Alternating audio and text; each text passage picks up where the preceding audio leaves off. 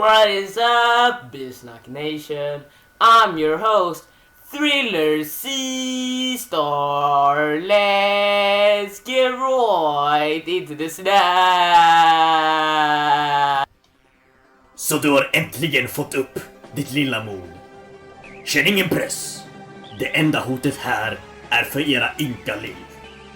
Den som står i vägen för Fuckdicks kommer förgöras av Fuckdicks. Det är bara lag. Vår momentana teater är verkligen ett klimaktiskt slut på eran otroliga berättelse. Så poetiskt. Om du dock vill försöka ha kvar något slags högmod, bör du även tänka på att jag inte bara valt denna plats utan anledning. Genom förlamningen av dina så kallade vänner har jag min strategiska metod visat. Låt oss nu se hur du kommer representera Bisnackets gäng i vår ultimata dans. Hur fan är jag ens här? Jag visste inte att jag bokstavligen skulle följa efter Tongo och hoppa in i Leo. Man kan verkligen undra vad fan jag borde göra just nu. Min gitarr har visat sig vara helt oanvändbar. Varför behövde det vara just jag som skulle slåss in i det sista? Men vad som är gjort, vi kan inte ändra på det. För att överleva är det antagligen bäst att jag tänker lugnt och logiskt. Vad man brukar säga, tänk först, handla sen. Okej, vad vet jag om min situation? Tongo står flera meter bort. När han attackerade förut var det andra mycket närmare. Då vill han väl att jag också ska komma nära så att han kan skada mig. Eller hur? Annars borde han redan ha använt sin kraft. Det vore alltså väldigt dumt att gå nära honom. Okej, jag vet att jag inte ska skadas. Men hur ska jag attackera? Utöver det där lilla vet jag absolut inget om hans kraft. Liksom, är den alltid på? Eller väljer han hur det funkar? Och vad är det som egentligen skadar den? Det kan väl inte vara något helt ologiskt och oövervinneligt, eller? Om Tongo är väl förberedd, vilket han definitivt är, tror jag inte att jag kommer kunna skada honom med de attacker vi redan gjort. Då han säkert vet hur man stoppar dem. Och vad betyder det? Jo, att jag behöver hitta på något nytt som han inte kan ana. Som om det vore enkelt. Men det kanske ändå är enkelt. En sak som Tongo definitivt inte vet är att jag är med mig datorn. Med den kan vi teleportera iväg och sen omedelbart dyka upp framför honom. Om Tongo är en vanlig människa kommer han inte hinna reagera på det. Men vad ska jag göra när jag faktiskt dyker upp igen? Tänk Leif, lugnt och logiskt. Vad skulle min älskade Donald Trump göra? You all should know this by now, but I absolutely love my OG Leif. No matter the allegations people hold against him, but sometimes these things may trigger even the most pure-hearted of men, your humble friend Trump included. And so, if any of you ever dare to threaten my homeboy like this again, there is only one thing awaiting you in the future, eating pant. Take this as a serious warning, my fellow Reddit moderators. Just det, talet han höll för flera år sedan. När var det? 2014? Det var ju som en respons på alla elaka kommentarer som jag brukade få på den tiden. De sa att jag aldrig skulle bli gitarrist och att jag inte förtjänade att bo under tak. De var också ganska arga över alla byxor som jag hade snott. Men hur hjälper det här mig? Vadå, ska jag använda ett par byxor för att besegra Tongo? Jag tror jag seriöst håller på att bli galen. Men okej, visst, låt oss säga att ett par fucking byxor kan hjälpa mig. Byxor. De enda byxorna jag har är de jag har på mig. Eftersom alla andra är sönderritchade.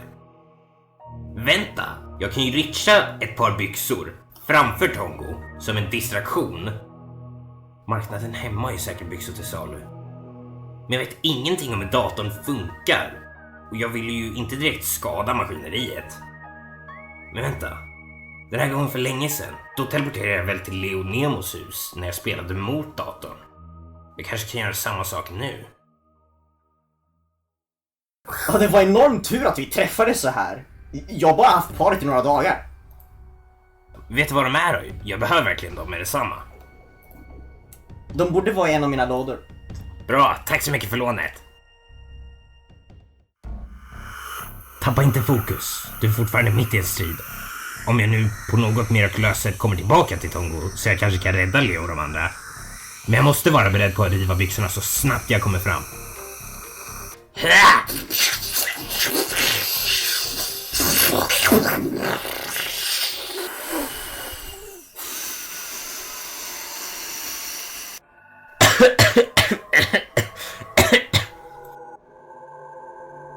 Wow, var det hela Sus-11ans namn? Varför sa Leo ingenting om att byxorna skulle explodera? Det kanske är ett gott tecken, om än av en ren tillfällighet. Men attacken var inte så värst stor, så jag gissar att Tongo fortfarande lever. Vänta, jag kanske kan använda mitt kaleidoskop igen. Det brukar alltid vara hjälpsamt. Men den här röken verkar kanske lite farlig. Det ger en falsk säkerhet. Tänk om Tongo kommer fram till mig utan att jag märker det. Då blir jag som en schackmatt.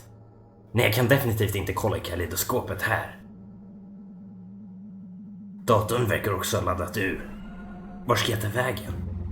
Nu när jag tänker efter kanske röken gynnar Tongo mer än mig. Men då får jag väl bara vända på maktbalansen.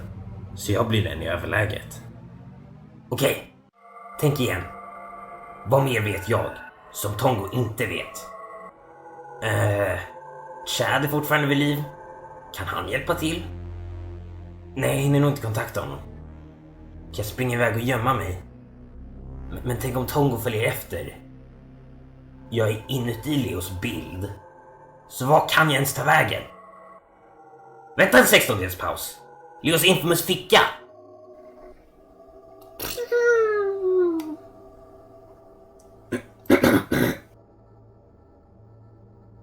De där byxorna var garanterat dyrare än någon av deras liv.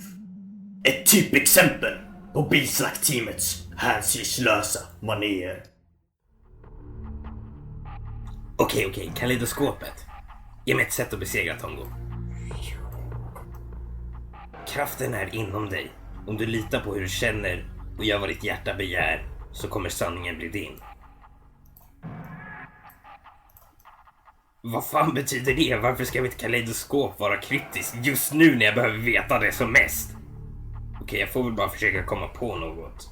Vad har hjälpt mig förut? Vad begär mitt hjärta? Jag har redan richat ett par byxor, vilket jag ju gillar att göra. Men vad mer? Jag älskar att spela gitarr. Jag har spenderat hela mitt liv åt min musikkarriär. Och om Leo Nemo har lärt mig något så är det att min gitarr kan göra allt möjligt i rätt förhållanden. Som förra året när jag spelade mot Dojons tidsmaskin så vi typ stannade i tiden. Eller den där gången för länge sedan när jag dödade den onda polisen genom att spela mot datorn. Eller nyss när jag hämtade byxorna genom att spela mot datorn. Gitarren är en del av mig och det är gitarren som låter mig manipulera maskiner under alla dessa år. Men för att manipulera maskiner behöver jag ju såklart en maskin att manipulera. Som alltid är datorn min best bet. Den är enormt kraftfull, fast kommer inte den bara teleportera mig igen? Eller så kommer absolut inget hända eftersom batteriet är slut. Men vad finns det för fucking alternativ? Om jag bara kunde öka mina chanser.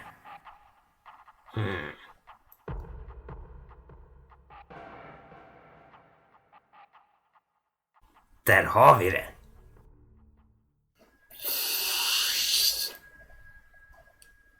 På grund av ditt besinningslösa beteende har jag nu i lugn och ro kunnat initiera bilslaktteamets rättfärdiga bestraffning. Ju mer tid du ska slösa, desto värre blir konsekvenserna. Leif 72. Vad fan gör han vid Leos öga?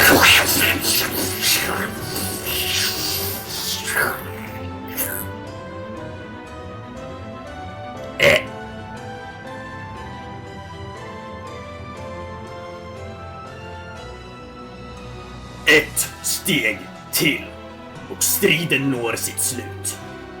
Du måste väl ändå veta att endast döden väntar dig i min riktning. Eller är det möjligen så att dina idéer har tagit slut?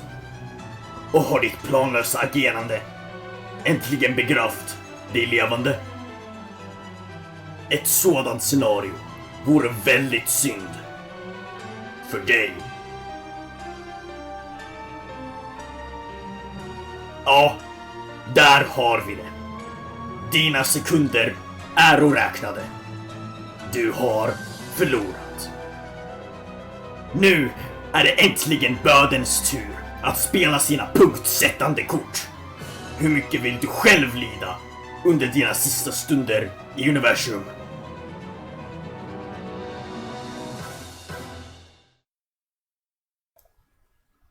Jag tar det som ett tack.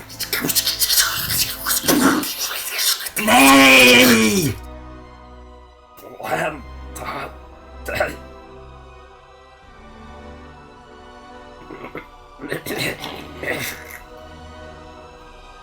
Hui.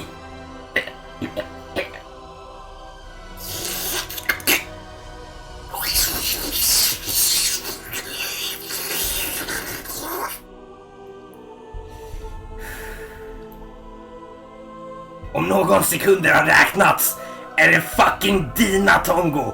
Inget stoppar bilsnackteamet. Inte ens självaste universums lagar. Hör vad jag säger? Exakt som världen ville ha det. Han har modet i sig, men det räcker inte för att bekämpa Tongo X. I grund och botten avgörs alla strider av en ynka liten faktor. Nämligen mängden information. På grund av determinism är varje strid redan avgjord innan den fått ske. Och om deltagarna visste varendaste parameter skulle även de kunna extrapolera framtidens sanning. Eftersom Leif den 72 inte har en aning om varken min krafts gränser eller potential är hans perspektiv ytterst osäkert. Osäkerheten blir hans död. Ty den kommer gnaga i hans bakhuvud och förinta hans viljestyrka automatiskt.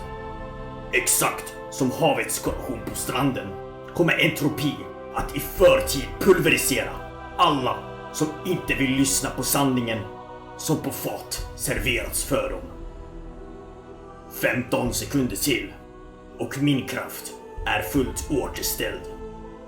Så länge tidens djur självt fortsätter vandra skall dessa sekunder onekligen komma att slösas. Jag har bara ett försök att överraska honom denna gång. Ironiskt nog känner jag mig ganska trygg eftersom jag vägrar tro att mina vänners och mitt liv bara slutar här. Just nu har jag ett mål. Det må verka omöjligt, men det känns inte omöjligt. Jag måste bara göra det. Har du någonsin hört berättelsen om den fattige Sagma?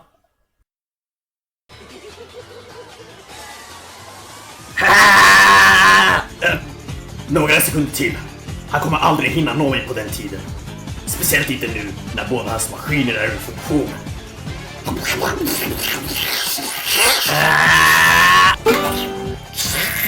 Sagma boss!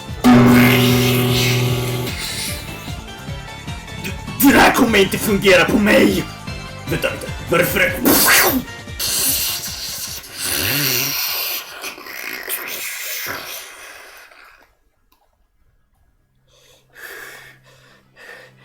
Jo, det här är verkligen... Det här känns så konstigt.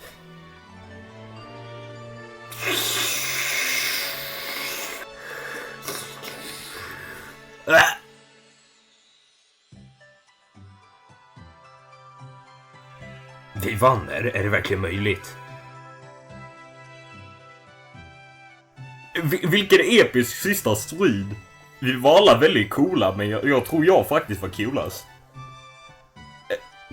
Kan vi äntligen få tillbaka stugan som faktiskt gömde?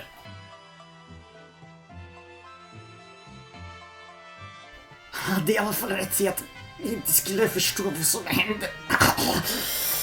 Försök att inte öppna det ögat. Det verkar allvarligt. Tongo och hans dickfuckers hade aldrig den minsta chansen. Oddsen var helt klart 0-100.